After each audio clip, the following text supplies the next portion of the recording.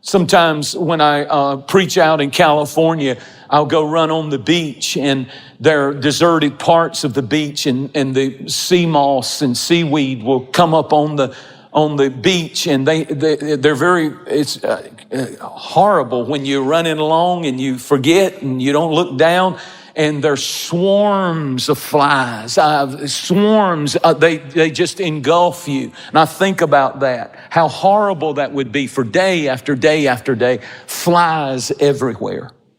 And all of the Egyptians will have it in their homes, in their families, on their children, on their babies, on their young toddlers, flies on everything. But then he said, but in that day I will sever and draw a line in the sand, and my people will dwell in Goshen, and there will be no flies there. In other words, in Egypt, and you got to understand, the Israelites were in Egypt, and there was the Egyptians' neighborhoods, and they were beautiful homes and beautiful, but they ran right up on Goshen, which was where the slum area was, where the Jews, the Israelites, had to live. They were slaves, and their homes looked like it, and they were full of flies in Egypt. But God said, I'm going to draw a line, and there will be no more flies in Goshen.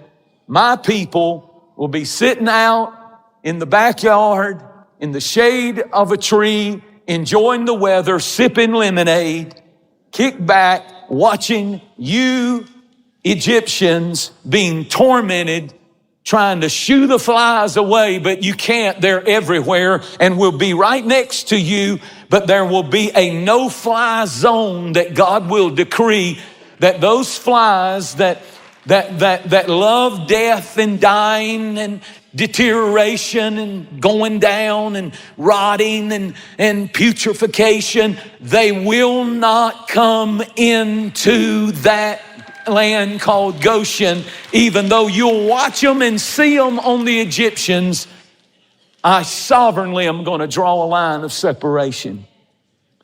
I believe that we're in a time now, after coming out of the pandemic, where God is drawing some lines in the sand.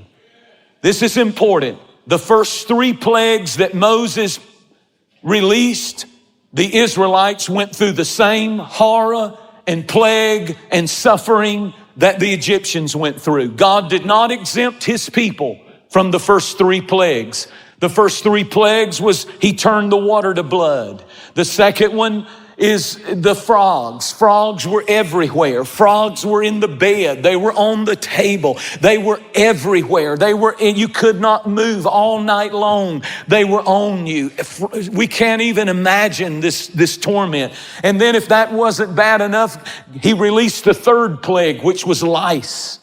And the lice was there as swarms and swarms of it on the people. And it wasn't just on the Egyptians. These tormenting plagues and suffering came to the Israelites, God's people.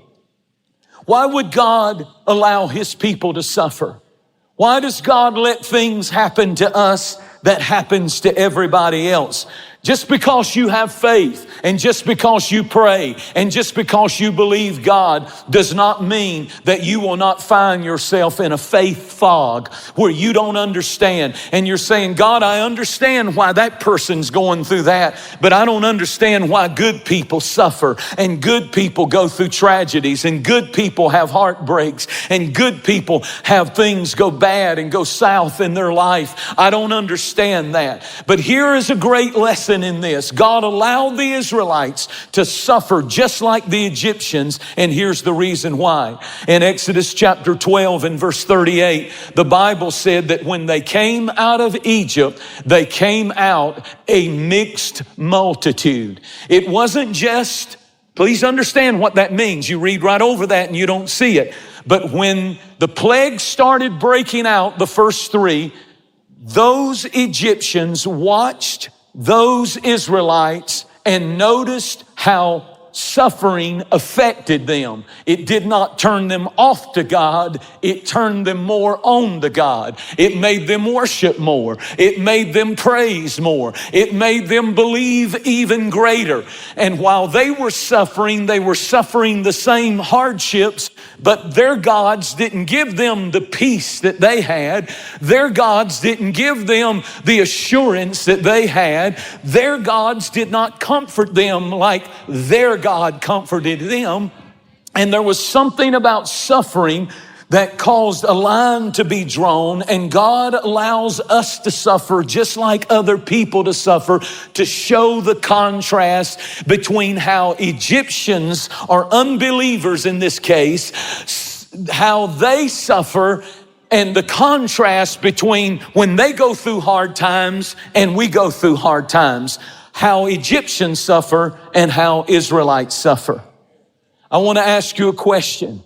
Has how you suffered caused an Egyptian to want to convert? Because when it said they were a mixed multitude, it meant that some of the Egyptians, when they saw the Israelites suffering and how they still maintained their faith and their joy and their confidence in their God, they said, I'm leaving the gods of Egypt and I'm joining with their God and with that people. And the question that we need to ask ourselves when we go through suffering is, am I suffering in such a way that my suffering turns people to God? Thank you so much for watching. Make sure that you subscribe to our channel so that you can get notifications on new posts and live streams. Be sure to share this video with a friend. You never know how you can send the Word of God right when somebody needs to hear it. And you can use your social influence for good, for the glory of God. Thanks again. Share it with a friend. And I really appreciate you watching. We'll see you next time.